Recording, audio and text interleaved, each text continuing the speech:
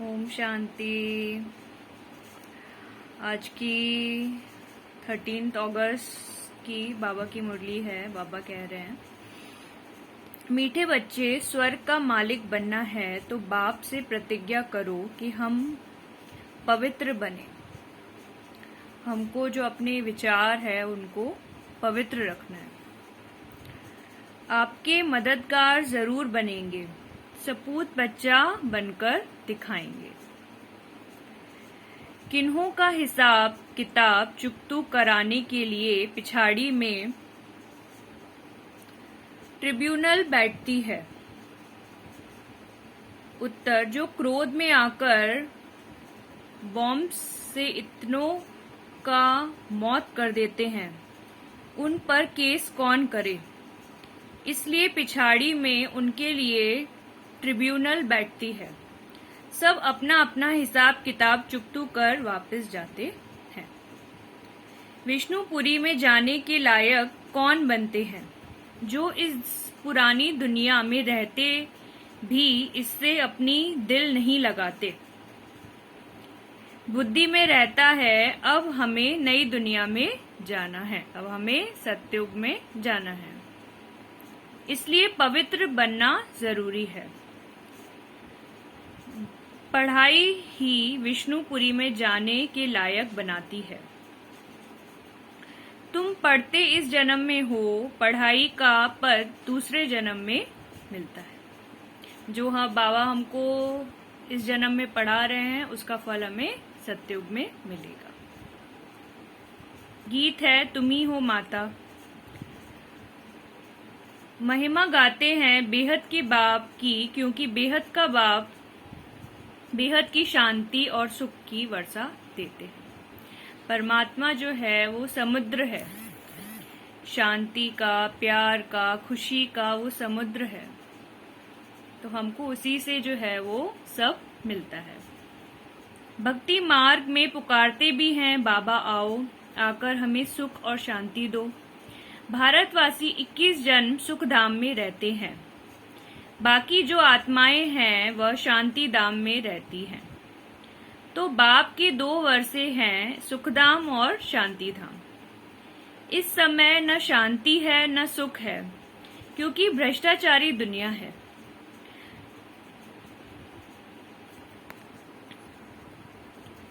तो जरूर कोई दुख धाम से सुख धाम में ले जाने वाला चाहिए। बाप को खिवैया भी कहते हैं, विषय सागर से क्षीर सागर में ले जाने वाला है। बच्चे जानते हैं बाप ही पहले शांति धाम में ले जाएंगे, क्योंकि अब टाइम पूरा होता है। यह बेहद का खेल है। इसमें ऊंच से ऊंच मुख्य क्रिएटर, डायरेक्टर, मुख्य एक्टर कौन है? ऊंच से ऊंच है भगवान। उनको सबका बाप कहा जाता है। सभी आत्माओं के बाप कौन है? परमात्मा।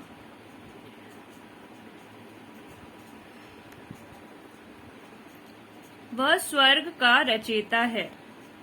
फिर जब मनुष्य दुखी होते हैं तो लिबरेट भी करते हैं। रूहानी पंडा भी है। सभी आत्माओं को शांति धाम में ले जाते हैं। वहां सब आत्माएं रहती हैं। यह ऑर्गन्स यहाँ मिलते हैं जिससे आत्मा बोलती है। आत्मा खुद भी कहती है, जब मैं सुखधाम में थी तो शरीर सतो प्रधान था। मैं आत्मा 84 जन्म भोगती हूँ। सतयुग में 8 जन्म, त्रेता में 12 जन्म पूरे हुए। फिर फर्स्ट नंबर में जाना है। बाप ही आकर पावन बनाते हैं। आत्माओं से बात करते हैं। आत्मा शरीर से अलग है तो कुछ बात नहीं कर सकती। जैसे रात में शरीर से अलग हो जाती है, आत्मा कहती है, मैं इस शरीर से काम कर थक गया हूँ, अब विश्राम करता हूँ। आत्मा और शरीर दोनों अलग चीज है। जब हम ये समझ जाएंगे कि हमारी आत्मा अलग है और शरीर अलग है, तभी हम जो है वो ध्यान में प्रवेश कर सकते हैं। अब विश्राम करता हूँ। आत्मा और शरीर दोनों अलग चीज है। यह शरीर अब पुराना है, यह है पतित दुनिया। भारत नया था तो इसको कहा जाता था, अभी ये नरक है। सब दुखी हैं। बाप आकर कहते हैं, इन बच्चियों द्वारा तुमको स्वर्ग का द्वार मिलेगा। बाप शिक्षा देते हैं, पावन बन स्वर्ग का मालिक बनो। पतित बनने से तुम नर्क के मालिक बन पड़े हो। यहाँ 5 विकारों का दान लिया जाता है। आत्मा कहती है, बाबा आप हमको स्वर्ग का मालिक बनाते हो। हम प्रतिज्ञा करते हैं, हम पवित्र बन आपके मददगार जरूर बनेंगे। बाप का बच्चा जो ओबीडियंट रहते हैं उन्हें सपूत कहा जाता है। कपूत तो वर्षा मिल न सके। यह बाप बैठ समझाते हैं, निराकार भगवान की निराकारी आत्माएं बच्चे हैं। फिर प्रजापिता ब्रह्मा की संतान बनते हैं तो बहन भाई हो जाते हैं। यह जैसे ईश्वरीय घर है और कोई संबंध नहीं। ओम शांति में ये परमात्मा क्या बना के गए हैं, सबका ईश्वरीय संबंध है। सब हम भाई बहन हैं।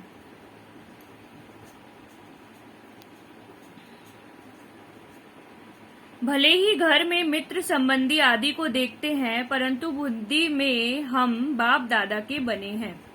वह बाप या दादा बैठे हैं। यहाँ गर्भ जेल में तो सजाएं खाते हैं। सतयुग में जेल होता नहीं, वहाँ पाप ही नहीं होता, क्योंकि वहाँ रावण ही नहीं, इसलिए वहाँ गर्भ महल कहा जाता है। जैसे पीपल के पत्ते पर कृष्ण को दिखाते हैं, वह भी गर्भ जैसे क्षीर सागर है। सतयुग में न गर्भ जेल होता न वह जेल होता। आधा कल्प है नई दुनिया, वहाँ सुख है।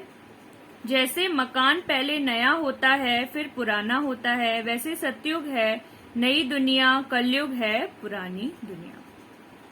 कलयुग से फिर सतयुग जरूर बनना है। चक्र रिपीट होता रहता है। यह बेहद का चक्र है जिसकी नॉलेज बाप ही समझाते हैं। बाप ही नॉलेजफुल हैं, इनकी आत्मा भी नहीं समझा सकती। यह पहले पावन थे, फिर 84 जन्म ले पतित बने। तुम्हारी आत्मा भी पावन थी, फिर पतित बनी है। बाप कहते हैं, मैं इस पतित दुनिया का मुसाफिर हूँ, क्योंकि पतित बुलाते हैं कि आकर पावन बनाओ। मुझे अपना परम धाम छोड़ पतित दुनिया, पतित शरीर में आना पड़ता है। यहाँ तो पावन शरीर है नहीं। यह तो जानते हो, जो अच्छे कर्म करते हैं वह अच्छे कुल में जन्म लेते हैं। हमको जो है हमेशा अच्छे कर्म करते रहने चाहिए। दुनिया वाले कुछ भी बोले, हमको कुछ फर्क नहीं पड़ना चाहिए और हमको जो है अच्छे कर्म करते रहने चाहिए। बुरे कर्म करने वाले बुरे कुल में जन्म लेते हैं।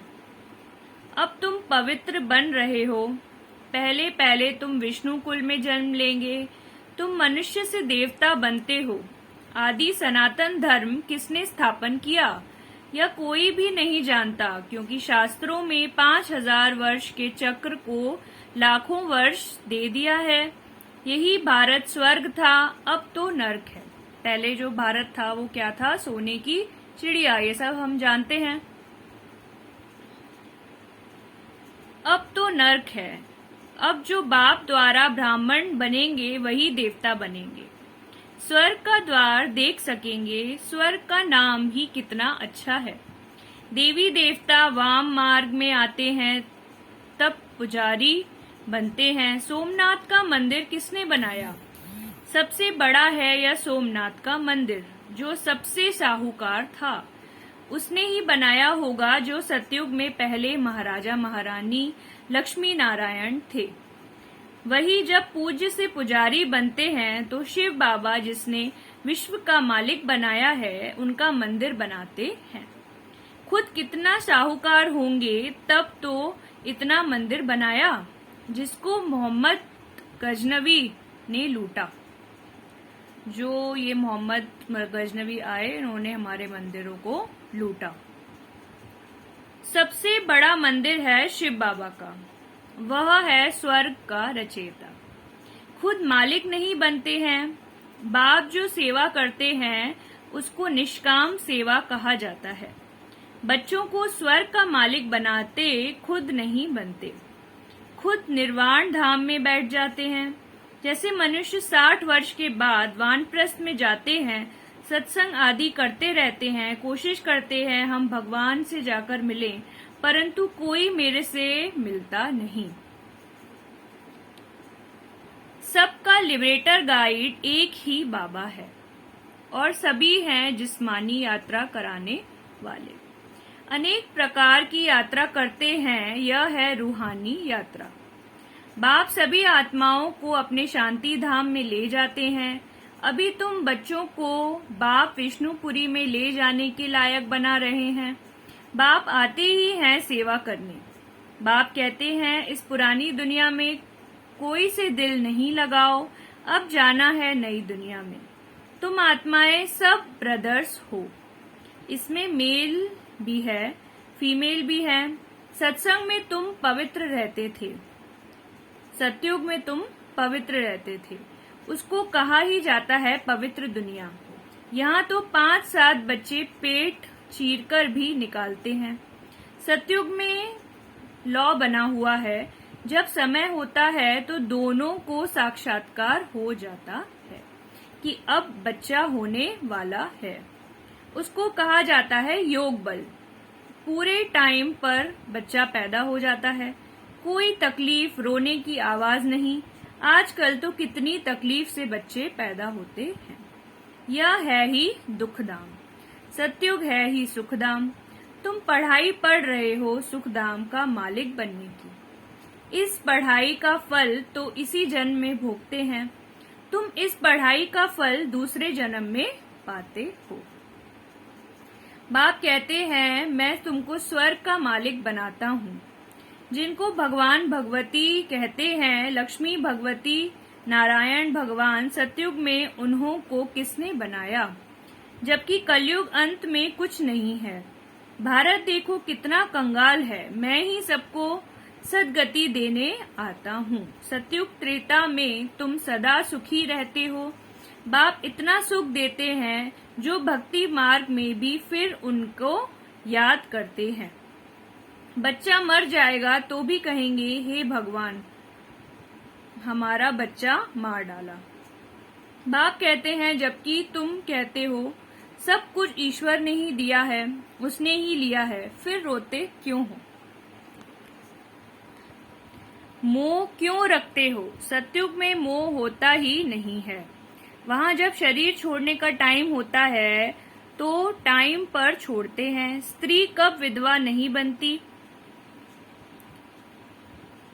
जब टाइम पूरा होता है, बूढ़े होते हैं तो समझते हैं अब जाकर बच्चा बनेंगे, तो शरीर छोड़ देते हैं। सर्प का मिसाल, अब तुम जानते हो यह कलयुगी शरीर पुरानी खाल है। आत्मा भी पतित है तो शरीर भी पतित है। अब बाप से योग लगाएं, पावन बनना है। यह है भारत की प्राचीन राजयोग। सन्यासियों का तो हठ योग है।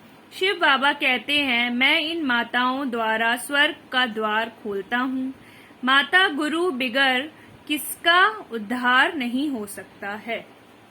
शिव बाबा भी कह रहे हैं कि माताओं के बिना जो है वो उद्धार नहीं हो सकता। और हम लोग जो है वो औरत की बहुत बदनामी करते हैं, औरत की निंदा करते हैं, औरत को नीचा दिखाते हैं। तो जो भी आदमी या औरत का ही अपमान करती है वो कभी भी अपने जीवन में सुखी नहीं रह सकती।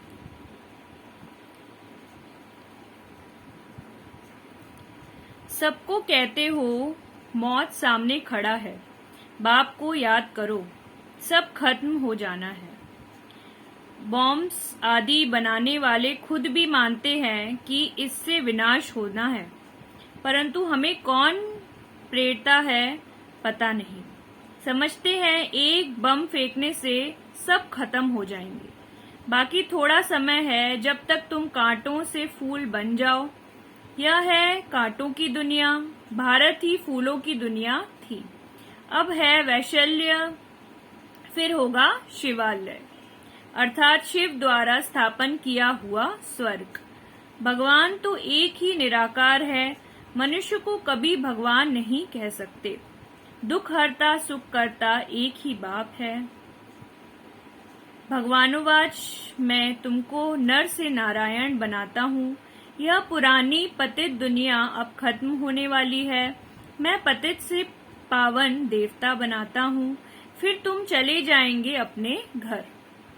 ड्रामा को समझना है। इस समय देखो मनुष्य में क्रोध कितना है, बंदर से भी बदतर है। क्रोध आता है तो कैसे बॉम्ब से सबको मार डालते हैं। सबका हिसाब चुकतू कर देते हैं। यह सब समझने की बात है। बाप कहते हैं, आत्माएं, मैं तुम्हारा बाप आया हूँ। आप मेरी श्रीमत पर बैठ चलो तो श्रेष्ठ स्वर्ग के मालिक बन जाएंगे। वह मनुष्य तो मनुष्यों के गाइड बनते हैं, बाप गाइड बनते हैं सर्व आत्माओं के। आत्मा ही कहती है पतित पावन। अब बाप हमको पुण्य आत्मा बना रहे हैं। स्वर्ग में रूहानी बाप होता नहीं, वहाँ तो है ही प्रारब्ध। यह यूनिवर्सिटी है, राजयोग बाप के सिवाय कोई सिखलाता नहीं। बाप कहते हैं, मैं इस शरीर का लोन लेकर आता हूँ। आत्मा तो दूसरे शरीर में आ सकती है ना। यह ड्रामा की नोंद है। इनको फिरने से 5000 वर्ष लगता है। कहते हैं पत्ते पत्ते में ईश्वर है, पता हिलता है इनमें आत्मा है, लेकिन नहीं, यह हवा से हिलता है। तुम जैसे यहाँ बैठे हो, फिर 5000 वर्ष बाद बैठेंगे। अब बाप से वर्षा लिया सो लिया, नहीं तो फिर कभी ले नहीं सकेंगे। इस समय ही ऊंची कमाई कर सकते हो, फिर सारे कल्प में ऐसी कमाई नहीं की जा सकती। अच्छा, मीठे मीठे सिकी लदी बच्चों प्रति मात पिता बाप दादा का याद प्यार और गुड मॉर्निंग। रूहानी बाप की रूहानी बच्चों को नमस्ते। हम रूहानी बच्चों की रूहानी बाप दादा को याद प्यार और गुड मॉर्निंग। शुक्रिया बाबा, शुक्रिया।